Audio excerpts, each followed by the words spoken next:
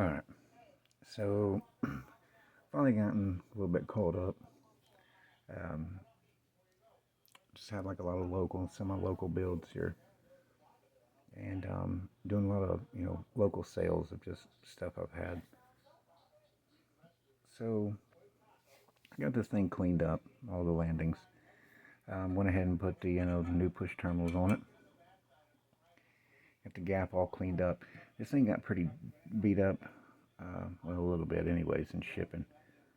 Um, so I was able to get most of the excess glue off the motor, off the ferrite. He wanted it cleaned up as best it could, so kind of did that for him, and then just polished up the back plate, and then um, the top plate, as best I could, and then cleaned up the basket a little bit.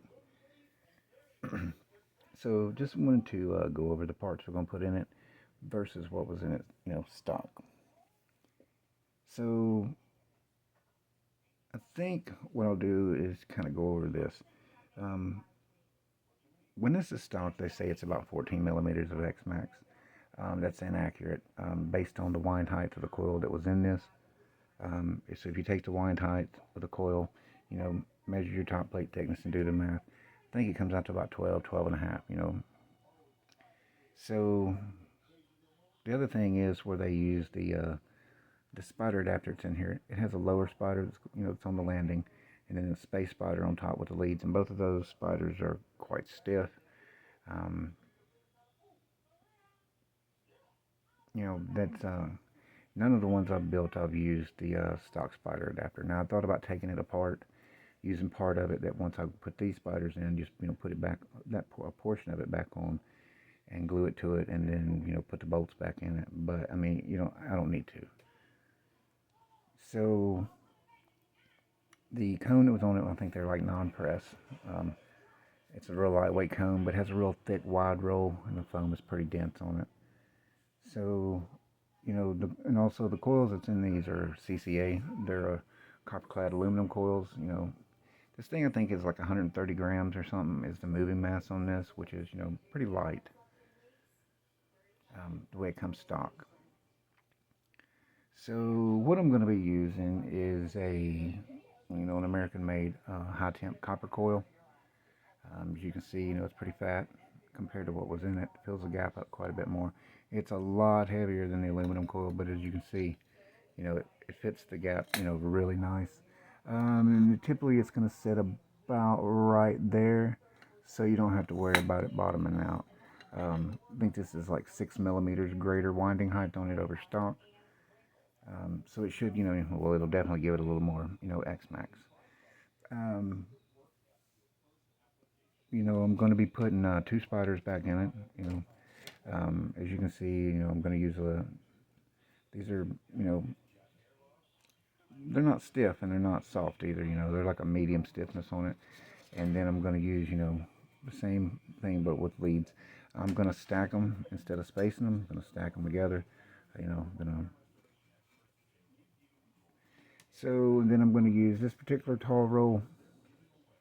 The reason that I'm going to use this particular tall roll, it's tall and narrow. I've got several different ones.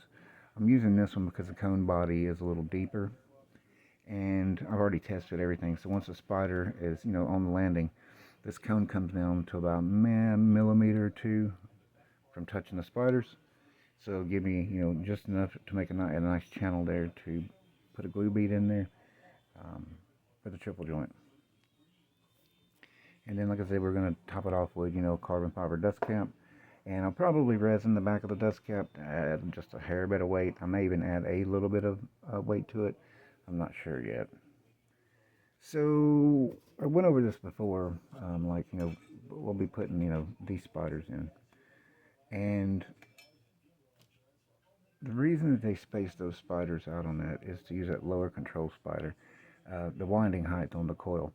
So these things are rated at like 900 watts RMS, which, I mean, that's it's a good bit of power, for an 8. I mean, for what it's rated at. But where they use such a, it's got a shorter coil, they they use that lower control spider to curb the excursion. Um, you put a lot of power to these things to get them moving because they're so stiff and they're very inefficient. So with putting that much power to it, you got to somewhere you got to you got to curb the excursion so that it doesn't jump the gap. And I think that's part of the reasons that they've done that. So going back with a more compliant suspension on this thing, this foam on here is fairly soft compared to that thick ass wide roll that's on it. This is a semi-pressed cone. It's I think what was in it was pressed paper, which it doesn't really matter. So what I'm going to do is I'm going to wipe all this down one more time with some alcohol and get everything set up to do the recone on it, and then get the videos going. The I think, like I said, I think the FS on these things are like 42 or something. The ones I've been doing have been like 35, 36, the way they've been turning out, doing it this particular way. You know, um,